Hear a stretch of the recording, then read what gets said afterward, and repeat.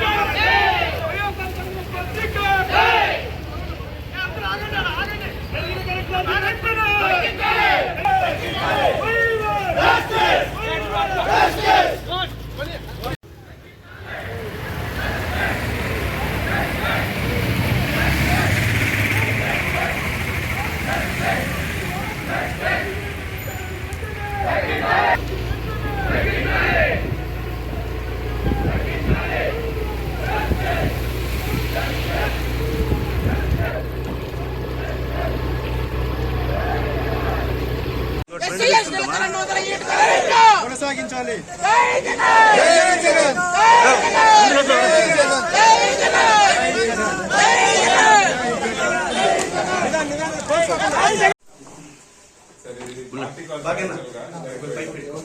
పెరిగిన కరెంటు ఛార్జీలు ఏవైతే ఉన్నాయో వాటిని నిరసిస్తూ గత ఎలక్షన్ సమయంలో ఏవైతే అప్పుడున్నటువంటి ప్రభుత్వం విపరీతమైన కరెంట్ ఛార్జీలు పెంచేసింది అని మాట్లాడినటువంటి ఈ ప్రస్తుత ప్రభుత్వం వాటన్నిటిని బేఖాతరు చేస్తూ 2 సార్లు ఇప్పటికే కరెంట్ ఛార్జీలు పెంచింది. ఇది మామూలు ప్రజల మీద తీవ్రమైన భారం పడుతోంది. సో మా తరపు నుండి మీకు రిక్వెస్ట్, మీరు గవర్నమెంట్ దృష్టికి తీసుకుని వెళ్తారని, దయచేసి కరెంట్ ఛార్జీలని తగ్గిస్తూ ఇకపైన కూడా ఏ రకంగా కూడా కరెంట్ ఛార్జీలు పెంచకూడదు అని చెప్పి మా రిప్రజెంటేషన్ పట్టుకోండి అన్నారు.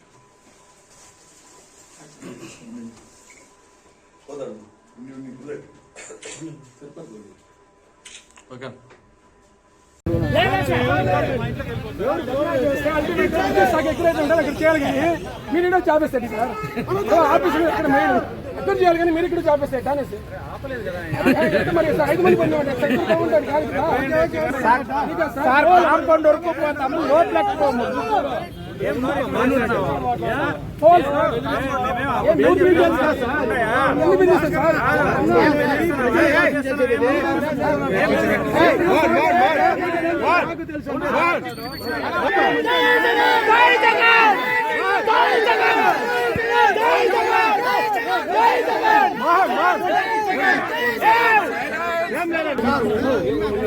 సీఏ గారితో మాట్లాడతాము, లేకపోతే డిఎస్పీతో మాట్లాడతారు సార్ చెప్పినారు కదా.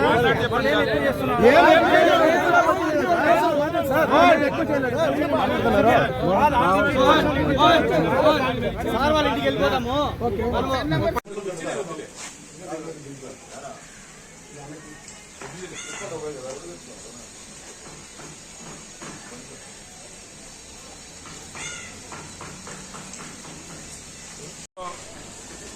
అధికారంలోకి వచ్చినటువంటి కూటమి ప్రభుత్వం మరి ఎలక్షన్ హామీలు ఏవేవైతే చెప్పారో వాటన్నిటినీ కూడా తుంగలో తొక్కుతూ ఒక్క హామీ కూడా నెరవేర్చకపోగా ప్రజల్ని మభ్యపెడుతూ డైవర్షన్ పాలిటిక్స్ చేస్తూ ఎవరికి తెలియకుండా ఈరోజు వారు ఇచ్చినటువంటి ప్రధానమైన హామీ కరెంట్ ఛార్జీలు పెంచబోము, వీలైతే కరెంట్ ఛార్జీలు కూడా తగ్గిస్తాము అని ఏదైతే మరి అప్పటి ప్రతిపక్ష నాయకుడు ఇప్పుడు ముఖ్యమంత్రి గారు నారా చంద్రబాబు నాయుడు గారు ఒక్కసారి కాదు 10-15 సార్లు పలు చోట్ల కూడా ఆయన చెప్పడం జరిగింది. దాన్ని ఏ రకంగా పట్టించుకోకుండా మరి ఒక్కసారి కాదు 2 సార్లు ఇప్పటికే కరెంట్ ఛార్జీని పెంచి 6,000 కోట్ల దాకా ప్రజల మీద భారం వేశారు.